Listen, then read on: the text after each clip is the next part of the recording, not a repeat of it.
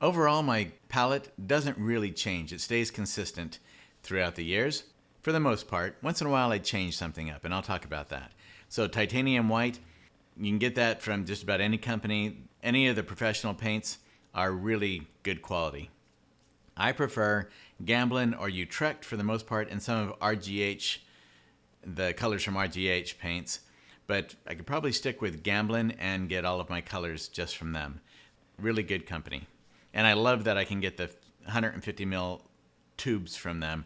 That's really the reason why I've gone with them for the last 30 years. So my palette consists of, for the most part, a split of the different color groups, a warm and a cool of each of those. These are the brushes that I use consistently. These are my major brush styles and categories. Most of my brush information is the same, but Utrecht has discontinued the 207 series brush, at least in the individual brushes. And so I am looking at other brushes and have tried out some of the rosemary brushes, and will be trying out some others as well. And we'll try to keep the master oil painting community updated on my experiments on the masteroilpainting.com website. So do some experimenting of your own and let me know what brushes that you like to use, what you found to be helpful. I took several peonies from a different bush and put it in with this peony bush, this main peony bush, and then I also took peonies from the original peony bush, and moved them over. And Photoshop makes that fairly simple.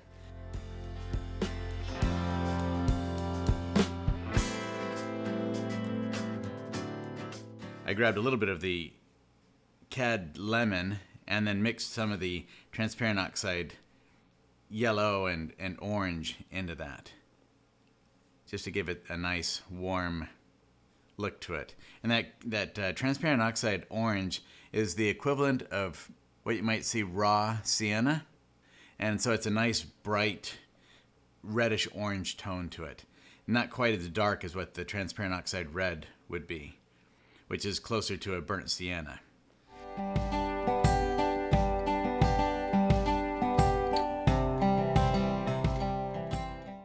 And then on the bottom half, I had more of the transparent oxide red, which is like burnt sienna, to really warm things up, because I'm going to have so many greens in there. Between the leaves, I've got the red of the flowers, of course, but I've got a lot of greens in the leaves of the peonies, and I have all those greens in the grass that I'll be working with as well. So that red will give it it's that idea of whenever we see a color, the complement of that color is going to be there as well. At least our brains will see it, even if we don't consciously acknowledge it when we're looking at it.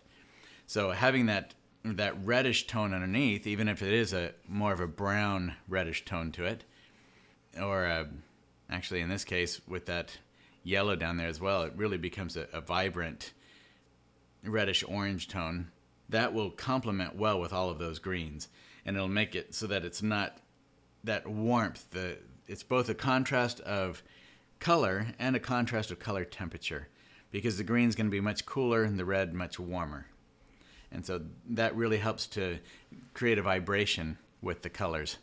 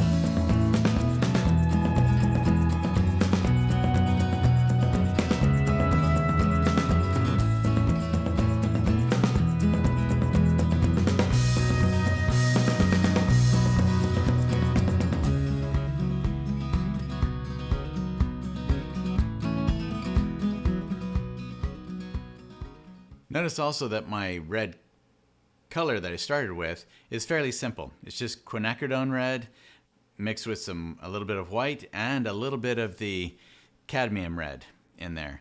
Because the quinacridone red by itself tends to be a little bit of a cooler red. So adding a little bit of the cadmium red into it warms it up just a little bit.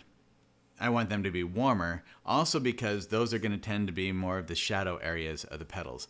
They're going to be the areas that have the most color in them, the most actual local color, or what the actual color of the flower might be.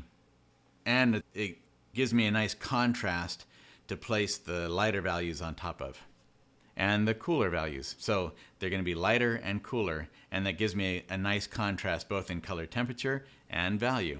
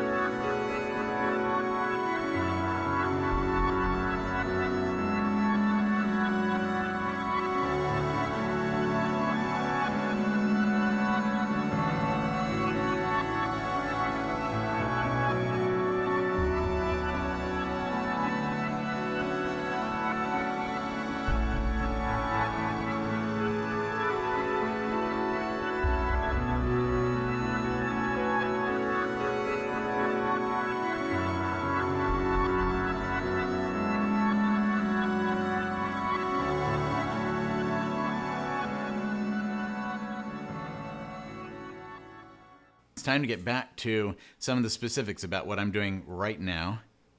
And you'll notice I'm creating a variety of highlights on these flowers.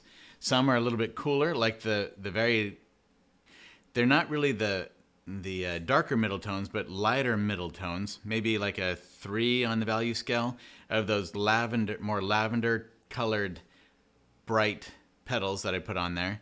And then on top of those, I can come in and have more of the light hitting in spots with a much brighter yellow highlight. So a lot of white and some cad yellow medium, cad lemon placed in there to create those brighter yellow highlights. You see the variety of values and colors within just the one peony that overall seems to be about the same color in most of the places in it. So in this case, I've got reds in there, I've got lavenders, and I have yellows. And I have within the middle of the peony, I've got the more orange, warm yellow colors. They're still yellow, but they have some orange to them. And then for the bright highlights, I have that lemon, especially lemon yellow and white, that really gets that brightness. And those lavenders and yellows, they work really well together, as long as they're not the same value right out of the tube.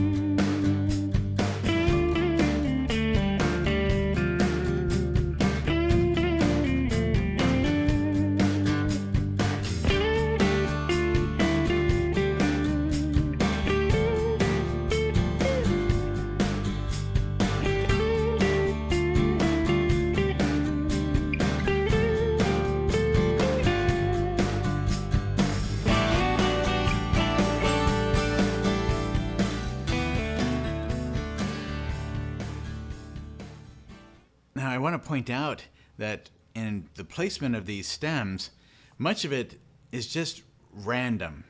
There's no particular reason for it more than what I've stated already.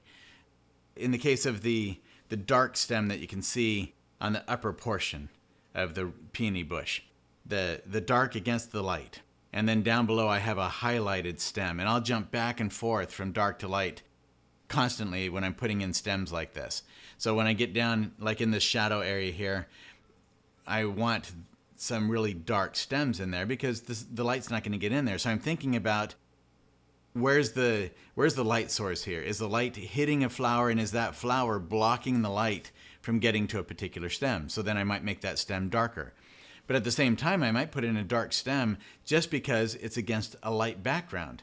Or I might put in a light stem because it's against a dark background, and I can create contrast. And I can use that contrast to lead the viewer's eye through the painting to different spots that I want the viewer to go to. And you notice I'm kind of letting my brush just free flow. I'm really not thinking that particular about where I'm placing it at this moment. At those times that I'm just letting it go, I'm trying to divest myself of the intellectual portion of my brain and let my intuition take over so that I can get that free flow in there so that it isn't stiff, so it has some of the spontaneity that makes a painting fun and invigorating. After that, I often have to step back and look at what I've done and see if maybe I've gotten it too busy in a particular area. But at the moment, I let a lot of that just kind of flow and just go. I just try to forget about whether I'm going to make mistakes or is this going to turn out right. And I get some areas that just have a lot of motion and movement and more vigorous activity in a particular area, just to give it interest.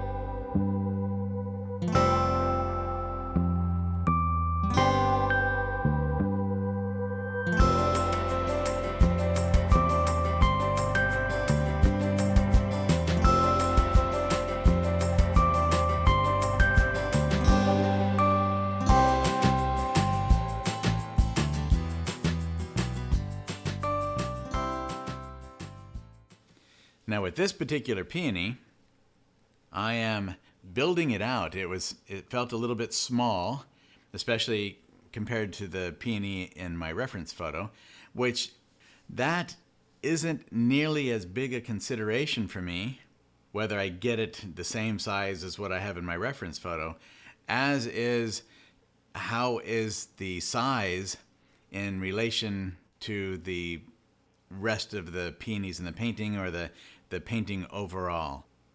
So that depends on where that peony is placed. So where this peony is placed, those two peonies, that's my major focus of interest. So I want to make sure that those have some substance to them, some mass to them in comparison with some of the other peonies. So you notice how I shape that peony both with positive, by positive I mean the actual peony itself, by shaping the peony itself, and also with negative space by coming in and pushing the background back over some of that peony, cutting back into it. That's the way we can draw, especially with oil paint, because with oil paint, it's easy to wipe off, to paint over. There are so many things we can do with it. Scrape into it. Scraping can make some really fun textures. And color combinations as well, pulling up colors that are underneath. So there are all kinds of things we can do with oil paint. And when I'm drawing, often I draw using both the positive and negative spaces.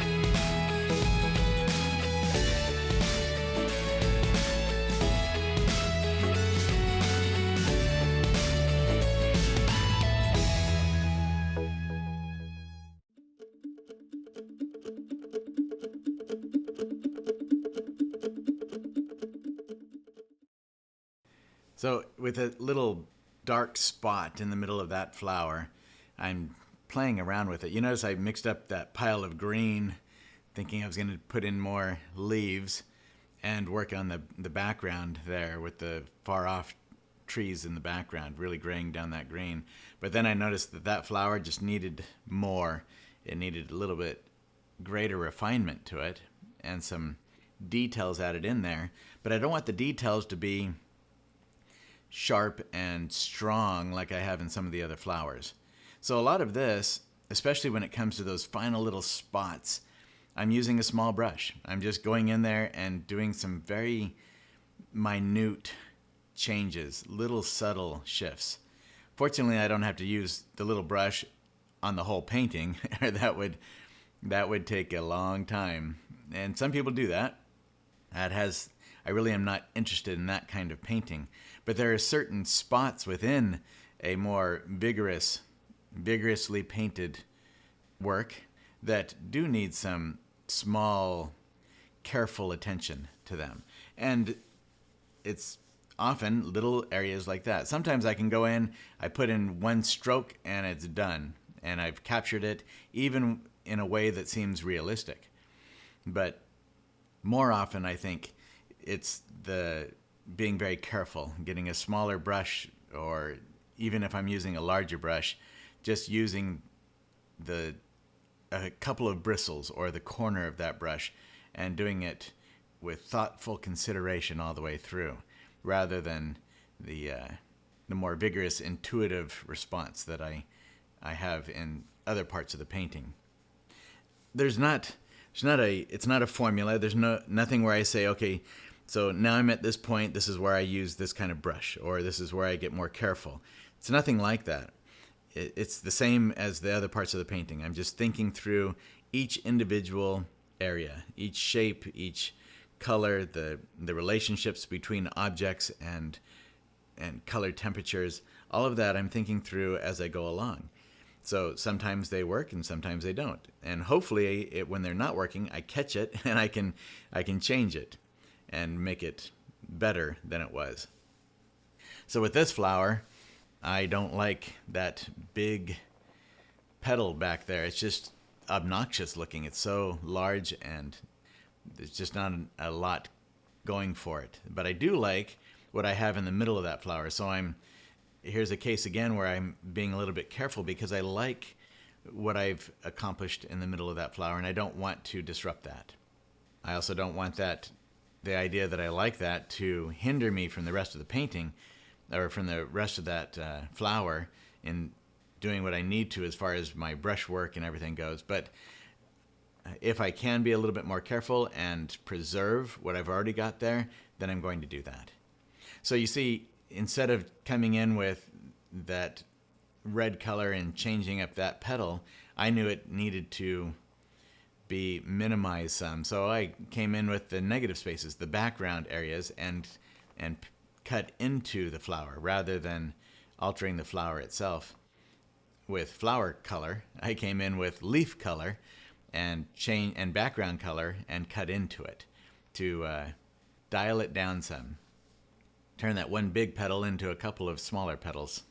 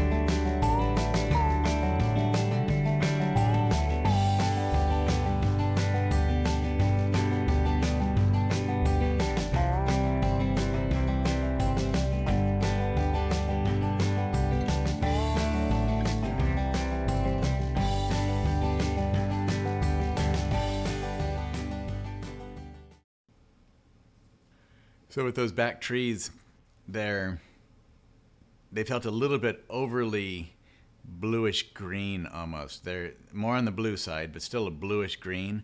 And with all the yellow in the sky and all of the greens up front, I really wanted to get some other color in there. And to kind of pull a little bit of the idea of the peony color back into that background some. So I got a little bit more of the reddish lavender, the very light valued reddish lavender in there to go in with those bluish greens, and they to help harmonize with one another. The reddish lavenders more on the red side, the bluish greens more on the tending toward the green side, so that red and green, especially in a real grayed down version, they can help to stimulate one another, really make it more vibrant.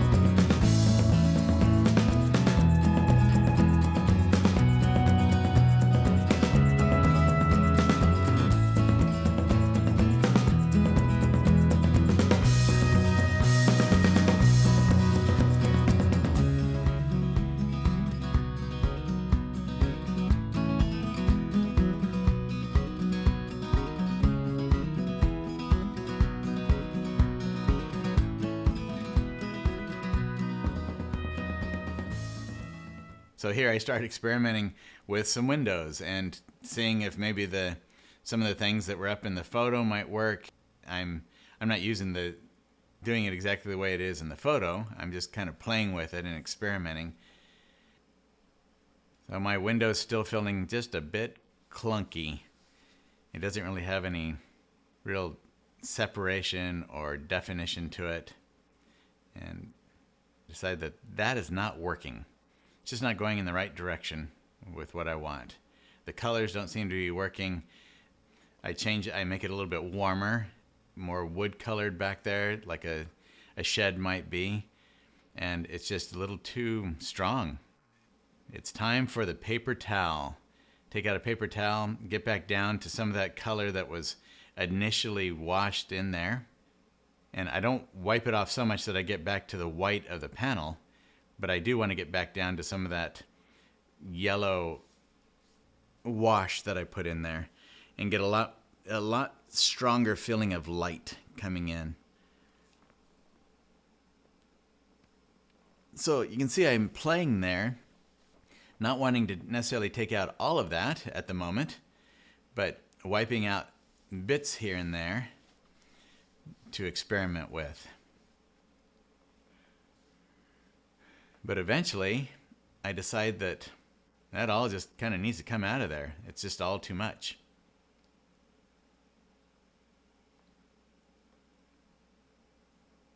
So that's part of how the experimenting goes. I tried to play with putting some color in there and seeing if I could just darken it and have it feel like it was in shadow and have it push back, and it still didn't feel right. So that's when the paper towel comes out. And I just wipe it all off.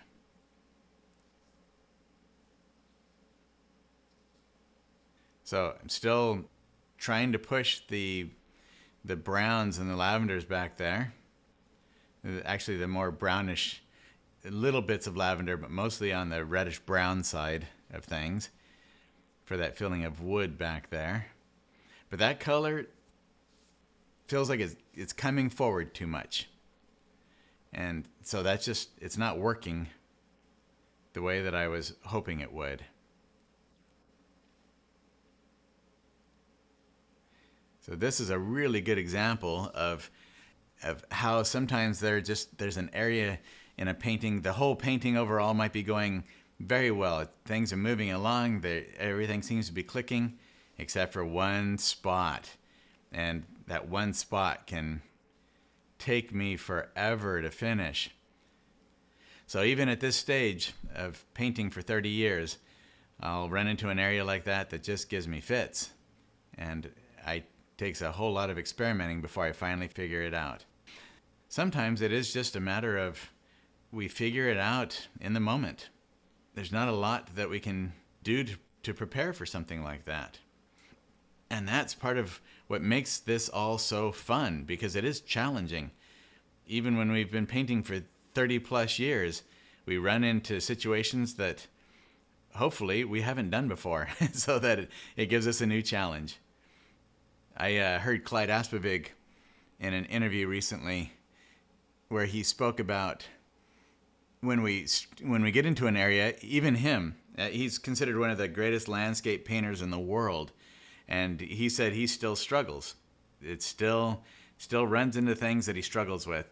And he said that he tries to keep himself from falling back. When he gets to a point where he's struggling like that, he tries to keep himself from falling back on things he knows already, things that he already knows how to do. He doesn't want to give in to, he doesn't want to stop the learning process.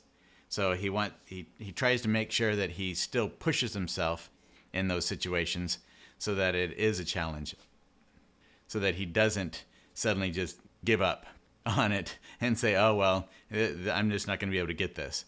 And that's kind of where I was at in this situation too. I didn't want to fall back on something that I just take it out completely, put some sky back there and maybe some more trees and call it good. I wanted to make sure that I solved that problem. And so it would have been easier to just take it out, not worry about it, turn it into a park scene with some sky, a few more little trees in there. That would have been simple. But I didn't want to do simple. I wanted to see if I could actually make it work. And that's the joy for me of painting. It's that challenge, really getting in there and figuring out a problem that is giving me fits for a while. And then when I conquer it, when I succeed with it, that is a real feeling of accomplishment.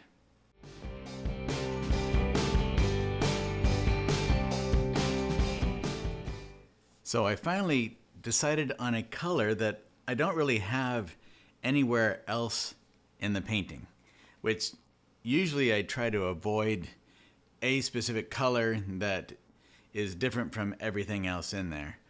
But in this case, it worked, I think. It felt much better to me, and it had that feeling of wood on a garden shed that's weathering, and it had enough of the gray tone to push it back behind the peonies to not compete with the peonies. And then by coming in now and just overlapping with other elements like branches and leaves, I can then start to push that back. I felt when I finished with that color that was what I was trying to achieve. That was what I had an inkling of in my mind, but struggled so much to produce in actuality. I use overlap quite a bit because to me it's very helpful in creating depth and distance in a painting, helping us to identify the position of one element in a painting relative to another element in the painting. So in this case, the shed in relation to the peony bush now with that overlap occurring, the peony bush is now closer to us and the shed is being pushed back farther into the distance.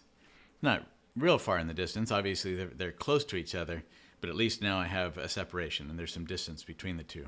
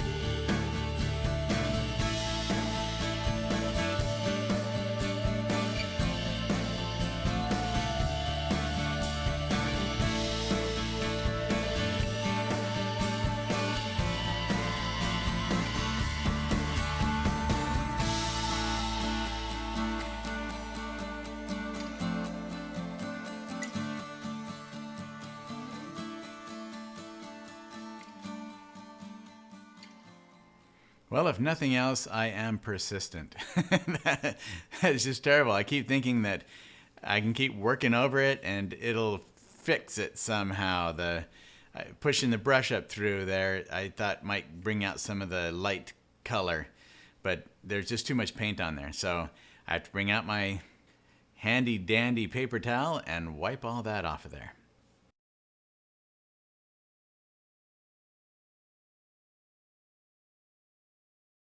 Now I can start to get in and repair.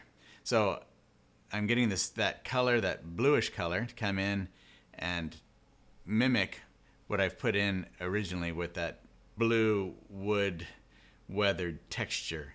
Then I can start to think again about branches and leaves and foliage to bring on top of that. Now that I've got some of that light, see, now it is consistent going across from the left of that shed, a little bit into it, but from the left of the shed over, I've got a fairly consistent amount of light on the side of that shed. And I can come in now with leaves and help to darken that down, but it still has that feeling of light back there a little bit, not quite so oppressively dark. And definitely not, I'll try to keep away from getting it too muddled now, like I had just a moment ago. When things get out of control, often I have found it's best just to start over again, not worry about the work that we've put into it, because that really isn't helpful. It's what does a painting need at this moment? And that's what I had to finally figure out. I was trying to put some more colors in there, warm things up a bit, see if that helped. It didn't. It was just making a mess out of it back there. And that warmth that I had put into that building was coming forward, it was fighting. It didn't feel right. It was fighting against the warmer tones in the peonies. I finally had to take control and minimize all that muddled mess I had.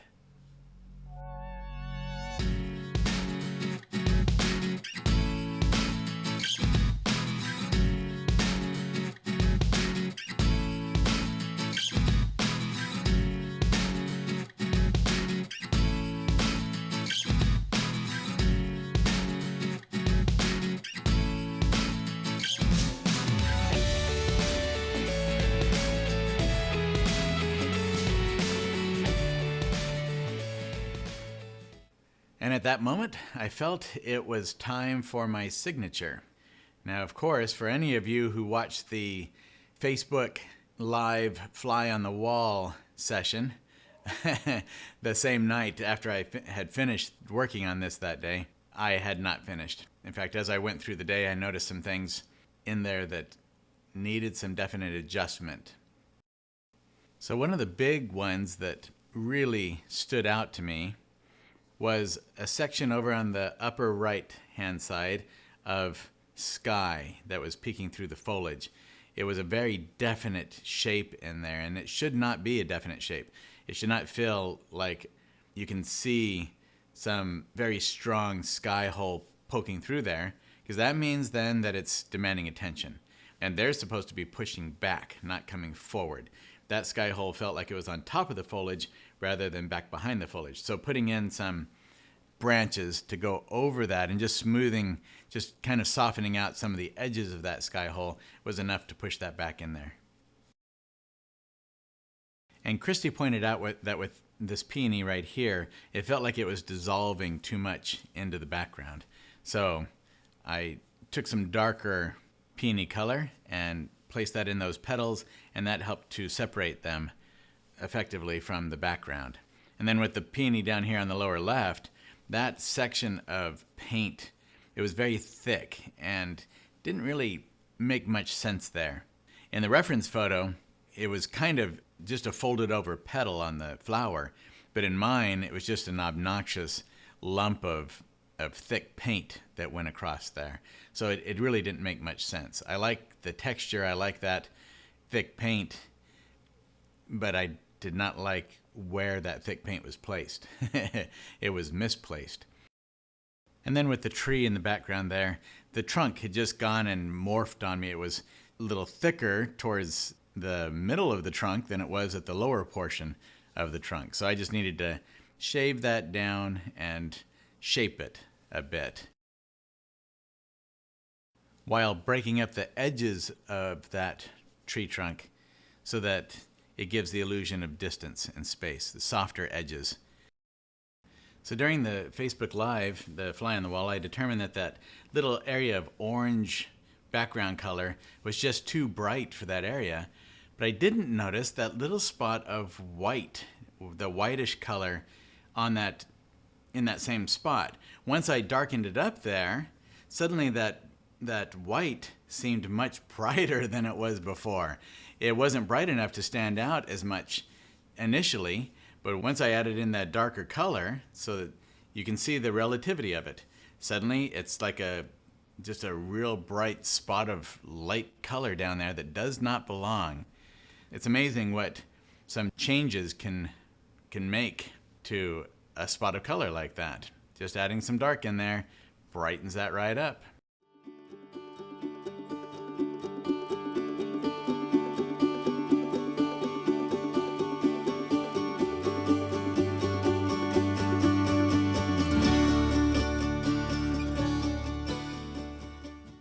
So then I take sap green, transparent oxide yellow, and a little of the lemon yellow and white and mix that together. And then of course some quinacridone red to warm it up. And I keep going back and forth here, trying to get the color just right. But Christy helped point out to me that there were some lines in the grass area in the foreground, and as the grass kind of goes back, if you can call it grass, it's kind of wispy with all that brown in there. But I had some lines in there that created a little bit of a railroad track parallel line situation in my painting. So I needed to go in and break that up. And then that line of dark shadow in the background of the dark shadow grass coming off that lower right peony, I needed to get something into that to just break it up some. I wanted to keep the feeling of it being in shadow there, but not such a strong dark line all the way across. So those are the things I'm thinking about now, coming in, just breaking up little spots, adding in some more dirt areas around those grass clumps, and turning them into more of individual clumps rather than a line of grass. I didn't want to make dramatic changes to all of it, just little subtle ones to enhance those areas and to get it so it doesn't detract.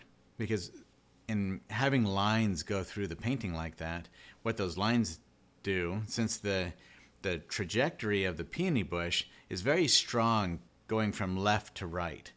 So I don't want other lines in there that are also going to start forcing the viewer out the right side of the painting. I need to have things that come into the painting.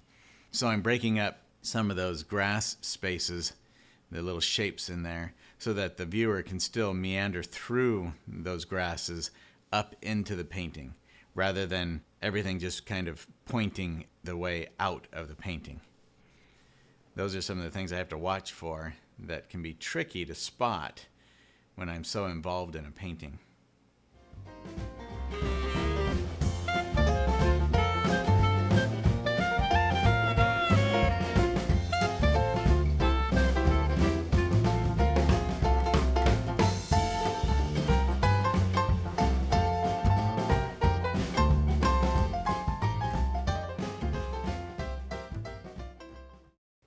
Aha, there we go. That white area that I talked about that suddenly was so apparent, that wasn't apparent before. Now I come in and notice it and tone that back down so it's not visible anymore. And then Christy came in and guided my brush to show me what needed to be done about that area of shadow, that long rectangular area of grass shadow. I didn't want too bright of color in there because it is in shadow, but I wanted it to be obvious it was dirt or something else, not grass right there, just to break up that shape, break up that color. And that was it. That was all she wrote. So I hope you enjoyed that painting and that you have a great time painting your own peony masterpiece.